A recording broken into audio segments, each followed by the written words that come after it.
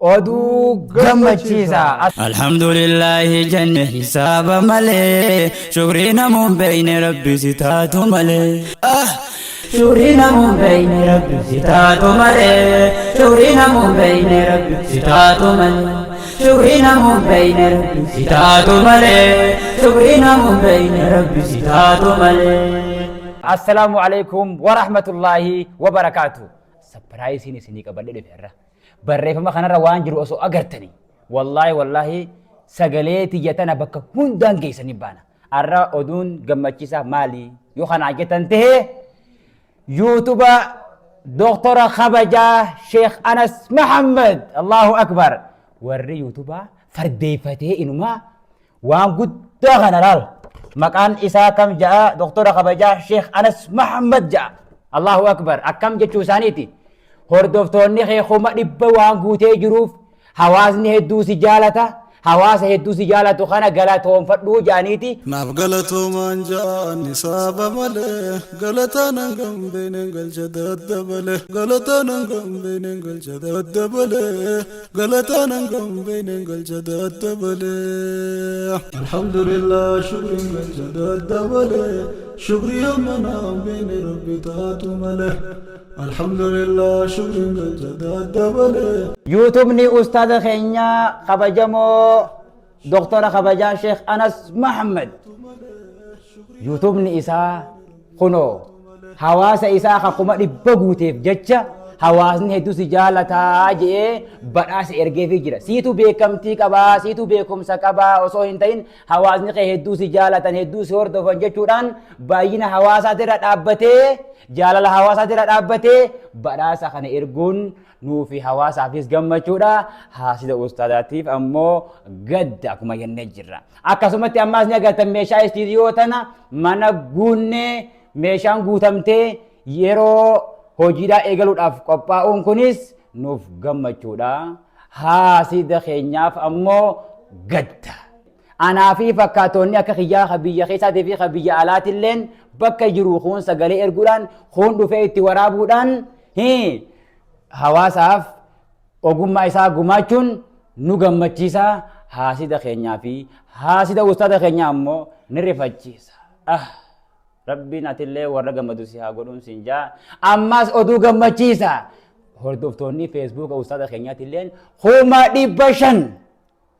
dhibba shan galuun anallee hedduu dinqisiisee nallee gammachiisee laata kiyyoo gaafa umachi gahan anumaa huyaachiise.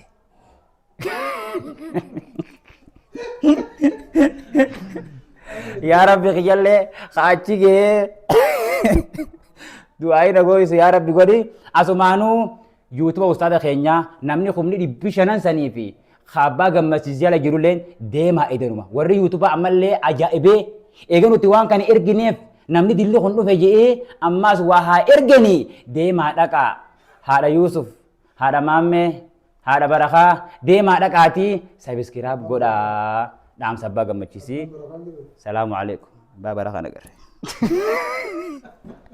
السلام عليكم ورحمة الله وبركاته دعوتوتا فردفتوتا خينا خبها خديها خكابا خكبا خيسا فلجرتن هند خيسنو بكجرتن نجيني خيني سناجو سنين جتشا. السلام عليكم ورحمة الله وبركاته ردي بني سنين جنة وبليين ربي يتش جالدو وبليين ربي يتش نجالتن هند خيسن خم نافقلتو ما سنين جتشون برباد أكو بليسي خي خبجة ما بجالتها ما نبان قم تشيزجان يوتيوب نخيني سبسكرايبر خم دبقو توران waraqaa beekamtii yookaan badhaasa beekamtii kana dhaabbanni yuutuub gaafa nuuf gumaachan osoo nuuf gumaachuu baatanii isiniif gumaachanii waan juunu dhagame nuunii miti kabakata nageenya isiniini rabbiin jazaa isinii haa kafalu. Eega rabbiitii isin qabaachuun nuuf waa hunda caalti.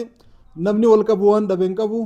Wal qabaachuun qabeenya caalti gaafa nu kana obboleeyyan keenya gara feesbuukaatiin illee waan see jaabsisu feesbuukni keenya arruma 500 guutee jira. Gama biraatiin akkuma obboleessi xiyyaabaan gammachiis jaan wanti nuti arkanne tarabbiin keenya nuute takkaa lamaa miti wa in ta'uddu ni'matallahi laa tuhsuha. Ni'ma rabbii keeysanii yoo lakkooytanii abadan fixuu hin dandeeysanii ijaami rabbi. Ni'ma rabbiin keenya nurra qanani'e lakkooynee fixuu hin dandeenyu.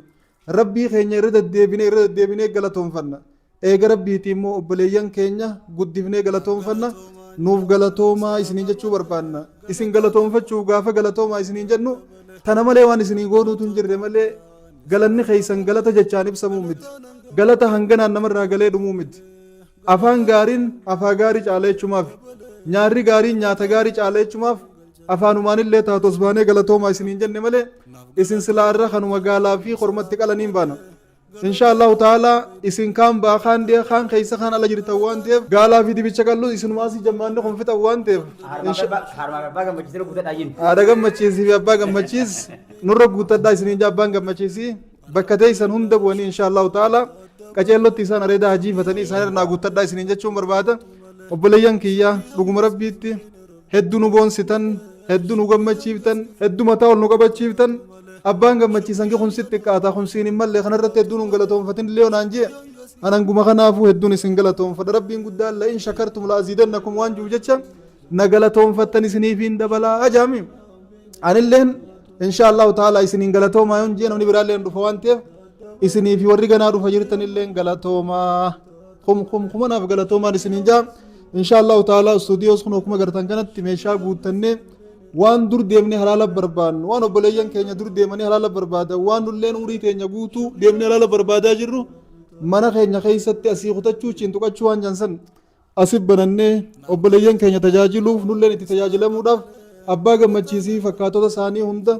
ba'aa imala dheeraa darsa guurratanii imalan san irraa buufnee asitti hambisuudhaaf meeshaa ummanni keenya dhufanii itti tajaajilaman warri hadiisa waraabanii ummata biraan gahuu barbaadan kana shiidaa waraabanii ummata biraan gahuu barbaadan ka quraana waraabuu barbaadan namu maaddaan haraashii tawa waraabuu barbaade namni waa waraabuu barbaade kamuu yoo ala jiraates fageenya irraa sagalee qulqulluu waraabee erguudhaan kaas jiru immoo qaamaan dhufee waraabuudhaan yoo itti waraabbatan waan sagalee hawaasa keenyaaf tolchee hawaasa keenyaaf gaddeebisu asi qopheessuun keenya hedduu nuuf gammachuudha bakka tani geenyannee yaadaan turre tola rabbii keenyaatiin bakka tana geenye eega rabbiiti tola ummata keenyaatiin bakka tana geenye rabbii keenya galatoonfachaa eegasii ummata keenya illee guddaa galatoomaadha jennaan insha allahu taala hojiin eegalle ammaa fi leenjiirra jirra rabbiin keenya fedhe yeroo gabaabduu booda hojiin eegalle akkuma hojii eegalleen ammoo isin beeksifna meeshaa teessanii manni mana keessanii dhuftanii itti tajaajilamu akka qabdan asumaan isin dhaammanna insha allahu taala gammachuu biraatiin walitti deebina obboleeyyan kiyya kan gara feesbuukaatiin na hordoftanis ta'e kan gara yuutuubiin na hordoftan